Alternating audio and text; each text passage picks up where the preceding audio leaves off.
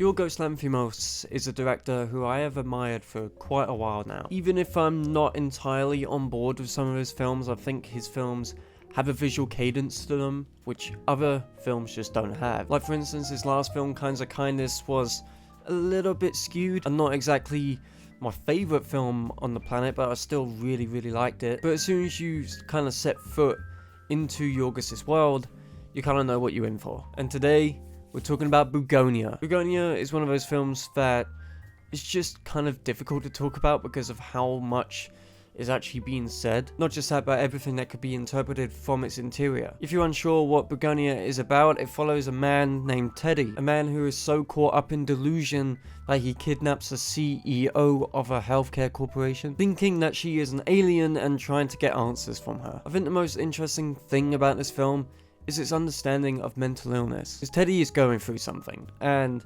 as soon as you kind of uncover what he's going through, you kind of feel sorry for him. But at the same time, there's a push and pull, because the whole idea is that you're not supposed to root for him because of the amount of pressure and the amount of pain that he's putting on Emma Stone's character. But there is a level of sadness that is underneath everything. Let's talk about the performances. Jesse Plemons, incredible. He deserves an Oscar nomination for this. His performance is just so wild and bleak that I don't think I've seen this side of him before. And that's saying something, considering that in his last film, in Yorgos' last film, Kinds of Kindness, he played 3 different characters, each one of them having a different kind of feel to them. While I prefer other Yorgos characters, I think that Teddy is definitely one of my favourites. And part of that is down to Jesse Plemons. Like, the guy can act. The guy is fucking crazy at acting. Unsurprisingly, Emma Stone, she's great. She's fucking great. There's a level of physicality to this role of which I haven't seen from Stone before, and that's saying something, considering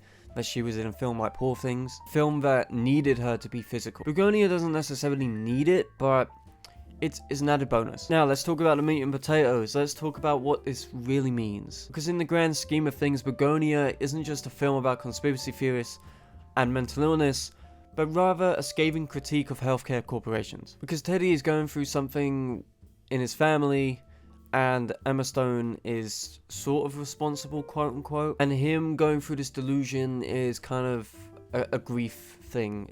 He's a grief-stricken man, and that's what I mean by there's like a level of sadness that is hidden underneath everything. And it is a very sad film, and part of that is down to what it's trying to say about reality, and more importantly, what it's trying to say about modern day America. Like, you can't even go to hospital, you can't even get a doctor's appointment without having to pay for it, without having to literally fork out your life savings just to live. And there is a sad undertone of that in here, which a lot of people are kind of overlooking. And there's a really interesting imagery with the bees.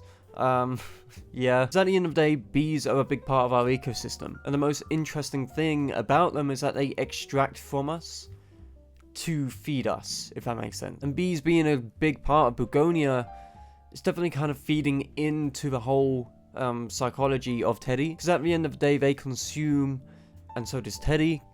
Teddy consuming a different kind of thing, consuming information and trying to extract it, if that makes sense. Maybe I'm reaching, but it's something to be noted. I think the cinematography is also really interesting, mainly because of just how vivid and vibrant it is and how overexposed everything looks. For a film that could easily reach on pretension, this kind of just does it really well. It knows its boundaries and doesn't go too far with the way that it looks either. And the way that Robbie Ryan frames this just one location, this house, it's almost kind of haunting in a way, and feeds into what the entire film is trying to say. Look, I could talk about Bugonia all day.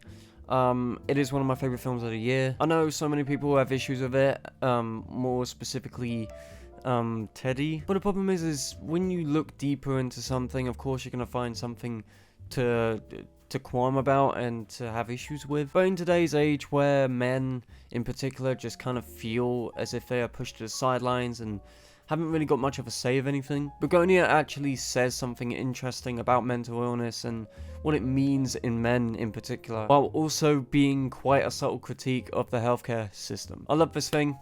I can't wait to watch it again. I'm gonna give Bugonia a 9 out of 10. Is that my first 9 out of 10 of the year? I actually don't know. I know I've given One Battle After Another a 10 and a couple like that, but I don't really remember, to be fair. It's just been a stacked year. Those are my thoughts on Bugonia. Thank you guys for watching this video. Don't forget to like, comment, and subscribe, and tell me down below what you want to see from me next, and I'll see you guys in the next one. Peace.